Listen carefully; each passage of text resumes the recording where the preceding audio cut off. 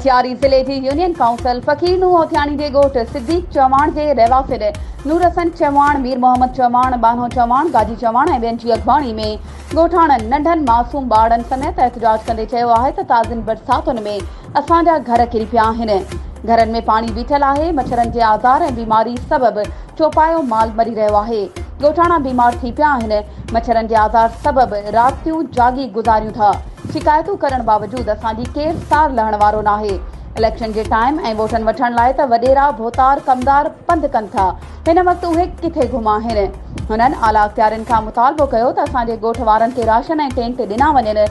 बरसाति मुतासिर थियल ॻोठ वारनि जी साड़ लधी वञे।